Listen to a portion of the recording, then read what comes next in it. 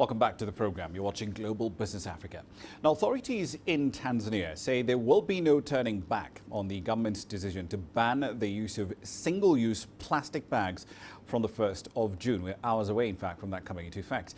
Instead, authorities are urging shoppers to adopt to this change, and it's encouraging the use of carrier bags made out of alternative materials. Here's CGTN's Daniel Kijo with more. They started as a tool for convenience, but single-use plastic bags have turned into an environmental nightmare. Tanzania's government has had enough, issuing a ban that will see the country totally eliminate single-use plastic from its economy. The minister responsible says the ban will help the country build a new industry, manufacturing environmentally friendly paper bags. And therefore, for Tanzania, this step is very important because our economy, our livelihoods relies on our environment and relies on our continued beauty as a country.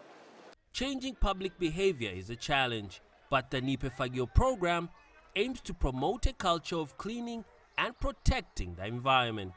It was started 7 years ago, and one of its founders says cleaning plastic waste has been their biggest challenge. Kisutu market, one of our big markets here, in one day they use 18,000 plastic bags in one day. And there are many more markets like Kisutu around Dar, around the country. For years, environmental protection groups have urged the government to adopt a plastic ban, but industry business groups have often prevailed due to fears of job and tax losses. According to the National Environmental Management Council, plastic bag use started in the 1970s in Tanzania. Now, decades later, these are some of the alternatives to plastic that this generation intends to use.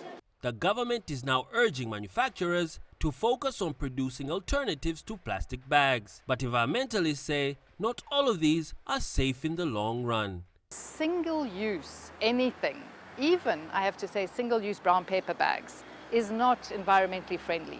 The amount of processing and water and heat and electricity and everything that goes into producing something for oneself does not make any economic sense. Worldwide, 127 countries have introduced some sort of plastic bag legislation.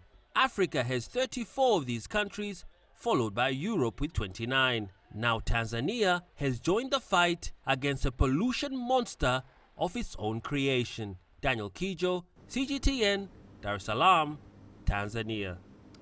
All right, then, quite a bit to get through on this particular story. So let's head over to Dar es Salaam, where Daniel Kijo is standing by with more information on this.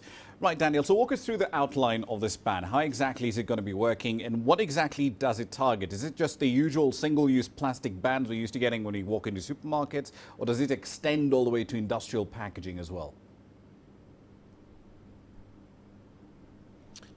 Hello, Rama. The idea of a ban on single-use plastic bag was first announced a couple of years ago, and it will be effective as of tomorrow, the 1st of June. Now, the ban is only for extra-thin, single-use plastic bags, commonly used, when carrying goods from the market, from shops, etc. It does not extend to packaging materials for manufactured goods or agricultural products, plastic packaging for medical services, products as well, industrial products, construction, plastic in the construction industry, sanitation and waste management products like garbage bags. So the aim of the ban is to reduce the amount of plastic waste, mostly consisting of these common thin plastic bags, which can be seen all over the country, blocking drainages, floating in waterways and choking livestock. And these are just some of the few very visible and common impacts of these nasty single-use plastic bags. Indeed, and of course we had the exact same thing up here in Kenya. But presumably this does then compel consumers to look for an alternative. What's the local industrial capacity like to essentially provide packaging, be it on paper bags or sisal alternatives and so on? Well, Rama, the government has held workshops for producers of alternative carrier bags to help boost the industry and also educate the public on the available alternatives. This has been ongoing for a couple of months now, just after the ban was announced. It also met the manufacturing and importing plastic people to help them understand why the company was making the move and also why the Minister of Environment deemed it a necessary move to protect the country's environment and livelihood. Apart from paper bag factories, Tanzania has basket weavers, and also these plastic bags, what we call kikapu in Swahili, were used in the country before even plastic bags were introduced in the 1970s. So several manufacturers of plastic bags have already begun scaling up to meet the increased demand that they're already receiving right now. So the government of Tanzania wants its people to benefit from the ban, as it urges them to see this ban as an opportunity to invest in making alternative packaging. On the issue of the exact industrial capacity, it's not very clear how much industrial capacity is needed to replace a plastic bag, but local production of alternative bags is expected to increase in this coming future. Right. One last question for you, Daniel, because we faced this exact same problem in Kenya when we implemented our ban. How do the authorities plan to deal with this smuggling problem? Because within the region, Uganda doesn't really have a very strong ban on these plastic bags that authorities are so keen on getting rid of. So how are they going to deal with that smuggling issue across the border? Rama, that's a very important issue that you touched on. Now, the government of Tanzania has said that it will take stringent measures across its borders and ports to ensure that no smuggling occurs. It also has said that those who have large stock of plastic may be allowed to export it to countries without a ban, but only after they apply for a special permit, and will have to conduct this sale with a government escort to ensure that indeed these bags leave the country.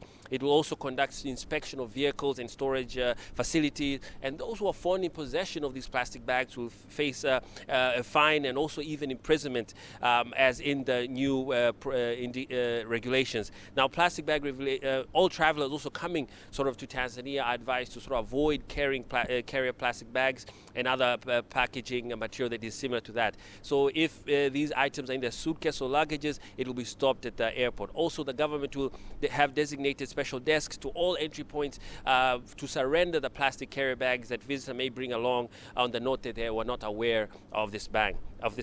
Now, strict rules will be imposed to anyone who will be caught with a fault, and already punishments and fines have been allocated to specific faults. For instance, someone who's caught manufacturing, importing these plastic bags and wrapping could face a fine of from $10,000 up to $43,000 and face up to imprisonment for 2 years. So clearly, Tanzania is joining the 34 other countries in Africa who are joining the globe in sort of fighting this nasty single-use plastic bags, Rama.